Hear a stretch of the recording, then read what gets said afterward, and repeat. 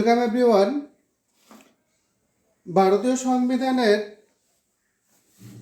রচনাকারী সেই গণপরিষদ সম্পর্কে আমরা এর আগের ক্লাসে জেনেছিলাম। তো এর আগের ক্লাসে আমাদের যেখানে শেষ হয়েছিল গণপরিষদের পঞ্চম অধিবেশন আমরা আলোচনা করেছিলাম কবে শুরু হয়েছিল এবং পঞ্চম অধিবেশনে কোন কোন সিদ্ধান্ত কোন কোন পদক্ষেপ গ্রহণ করা হয়েছিল সেগুলো আমরা কিছুটা জেনেছিলাম। তো আমরা জানি এই পঞ্চম অধিবেশন শুরু হয়েছিল 1947 সালের 14ই আগস্ট মধ্যরাতে, এবং আমরা জানি এই দিন আমাদের দেশ ভারতবর্ষ স্বাধীনতা লাভ করে এবং ব্রিটিশ সরকার ব্রিটিশ পার্লামেন্টের স্বাধীনতা আইন পাশ করে আমাদের ভারতবাসীর কাছে ক্ষমতা হস্তান্তর করে। তো এই 1947-এর 14ই আগস্ট মধ্যরাতে পঞ্চম অধিবেশনটা চলেছিল কত তারিখ পর্যন্ত? 29শে আগস্ট পর্যন্ত। 29শে আগস্ট পর্যন্ত এই অধিবেশনটি চলেছিল। এই অধিবেশনে শুরুতেই যেটা হয়, ক্ষমতা হস্তান্তর তো হয়েছিল, আমাদের ভারতবর্ষ আমাদের দেশ স্বাধীনতা লাভ করলো এবং সেই সময় শুরুতেই স্বাধীন ভারতের প্রথম গভর্নর করা হলো মাউন্ট ব্যাটেনকে। তাহলে স্বাধীন ভারতের প্রথম গভর্নর হলেন মাউন্ট ব্যাটেন। এটা বিভিন্ন পরীক্ষায় প্রশ্নটা আসে, স্বাধীন ভারতের প্রথম গভর্নর কে ছিলেন? তাহলে স্বাধীন ভারতের প্রথম গভর্নর হলেন মাউন্ট ব্যাটেন, যেটা পঞ্চম অধিবেশনের শুরুতেই তাকে করা হয়েছিল, প্রথম গভর্নর হিসেবে নিযুক্ত করা হয়েছিল। এবং আমরা জানি এই পঞ্চম অধিবেশনে স্বাধীন ভারতের প্রথম প্রধানমন্ত্রী হিসাবে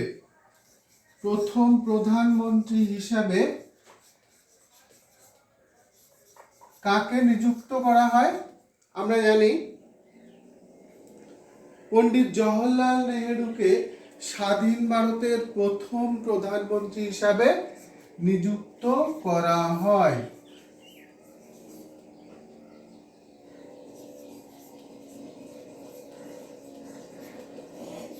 পণ্ডিত জওহরলাল নেহেরু।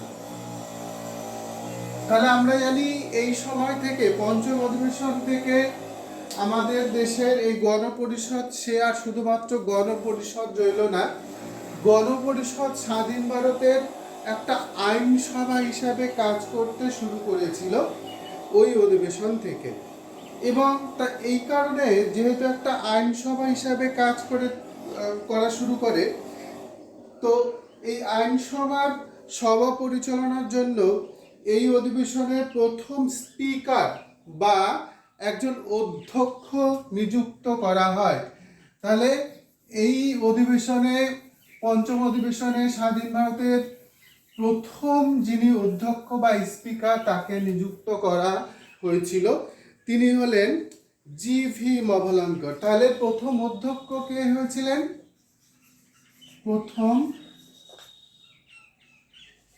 এটা কিসের অধ্যক্ষ?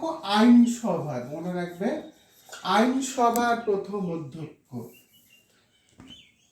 যেহেতু গণপরিষদ তখন আইনসভা হিসাবে কাজ করতে শুরু করে, তো তাই একজন অধ্যক্ষ নিযুক্ত করা হয়।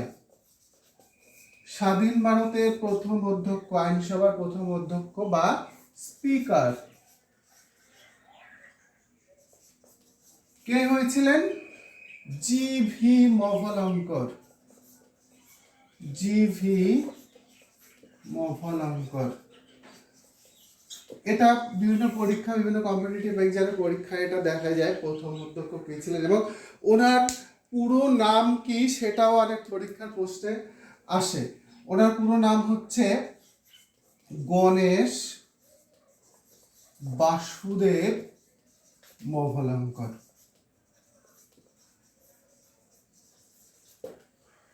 তাহলে আমরা জানলাম প্রথম অধ্যক্ষ হয়েছিলেন তিনি।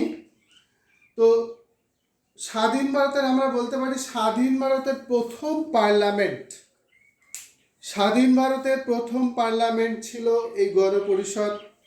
তাহলে এই গণপরিষদ তৈরি করার প্রধান উদ্দেশ্য কি ছিল না, ভারতীয়দের জন্য একটা নিজস্ব সংবিধান রচনা করা। তাহলে সংবিধান রচনাই ছিল তার প্রধান কাজ। তাহলে এই সংবিধান রচনার জন্য এই গণপরিষদের সভাপতি কিন্তু এই জিভি মবলঙ্কর ছিলেন না। তাহলে সংবিধান রচনার জন্য গণপরিষদের সভায় সভাপতিত্ব করতেন রাজেন্দ্র প্রসাদ, আর আইনসভা হিসেবে সভায় সভাপতিত্ব করতেন এই জিভি মবলঙ্কর। তো এইভাবে এই দুজন ব্যক্তি 1949 সালের 26শে নভেম্বর এই তারিখ পর্যন্ত তারা দুজনের দায়িত্ব পালন করেন। একজন হচ্ছে সংবিধান প্রণয়নের জন্য সভায় সভাপতিত্ব করেন, আর একজন হচ্ছে আইনসভায় সভাপতিত্ব করেছিলেন। তো আমরা জানি গণপরিষদের অনেকগুলো অধিবেশন হয়েছিল। টোটাল কটা অধিবেশন? 11টি অধিবেশন। আমরা আগের ক্লাসে জেনেছি টোটাল মোট হচ্ছে 11টি অধিবেশন হয়েছিল। তাহলে মোট হচ্ছে 11টি অধিবেশন হয়। আর কটা কমিটি, অনেকগুলো কমিটি তৈরি করা হয়েছিল, 22টি কমিটি। এই দুটো মনে রাখবে তোমরা, টোটাল 22টি কমিটি হয় 11টা অধিবেশনে।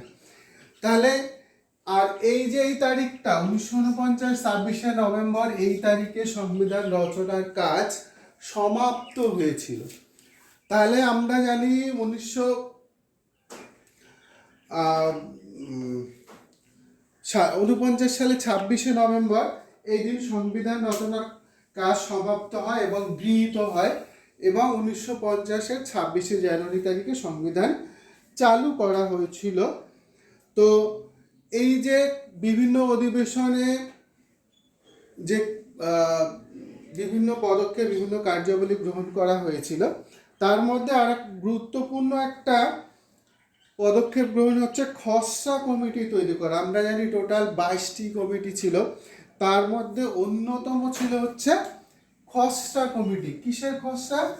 না, সংবিধান তৈরি করার খসড়া কমিটি। এই কমিটি মূলত আমাদের দেশের সংবিধান রচনা করেছিল। তাহলে এটি কবে তৈরি হয় খসড়া কমিটি? 1947 সালের 29শে আগস্ট তারিখে এই খসড়া কমিটি তৈরি হয়।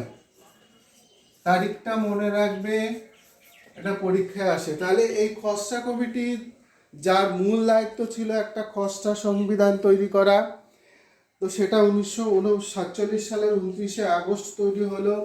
তাহলে এটা ছিল হচ্ছে খসড়া কমিটি বা ড্রাফটিং কমিটি।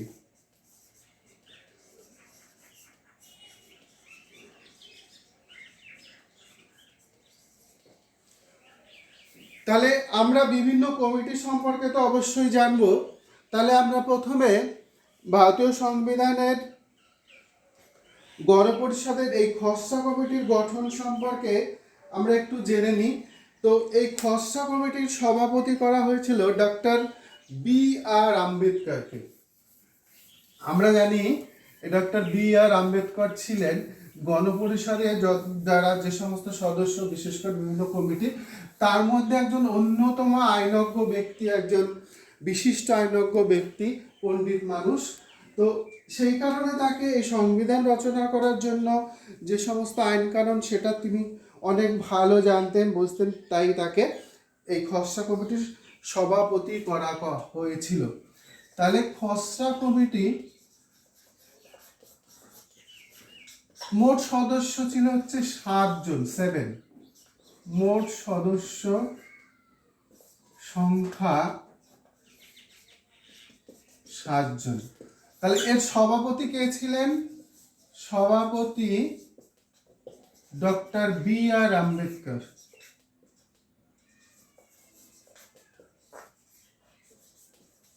আর অন্যান্য সদস্য যারা ছিলেন তাদের নামগুলো আমরা একটুখানি জেনে নেব।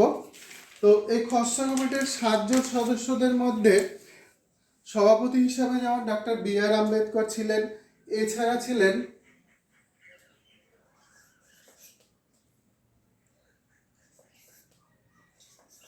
আল্লাদি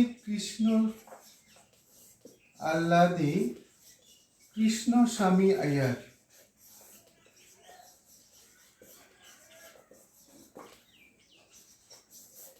ছিলেন এন গোপালস্বামী আয়েঙ্গার,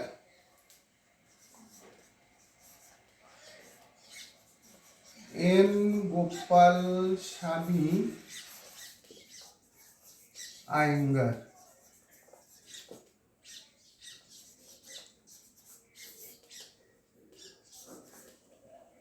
এছাড়া ছিলেন K M Munshi, K M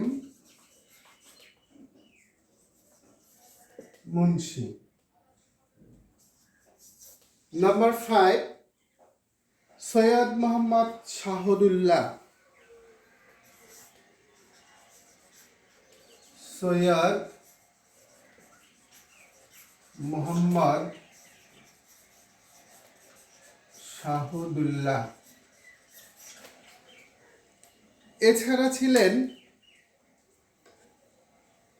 BL. Maitra. তাহলে এই খসড়া কমিটির, গণপরিষদের খসড়া কমিটির একজন বাঙালি সদস্য ছিলেন, তিনি হলেন বি.এল. মৈত্র। বি.এল. মৈত্র। অনেক সময় পরীক্ষায় প্রশ্ন হয় যে গণপরিষদের খসড়া কমিটিতে কোন বাঙালি খসড়া কমিটির সদস্য হয়েছিলেন। অবশ্য তার সদস্য পদ কিছুদিনের জন্য ছিল, বেশি দিন তিনি এই সদস্য পদে ছিলেন না, কারণ কিছুদিন পরেই তার জায়গায় এন মাধব রাওকে করা হয়েছিল। তাহলে ইনি ছিলেন অল্প কিছুদিনের জন্য এন মাধব রাও। তাহলে বি.এল. মৈত্রের জায়গায় কয়েকদিন পরেই এন মাধব রাওকে সদস্য করা হয়। এছাড়া ছিলেন ডি.পি. খৈতান,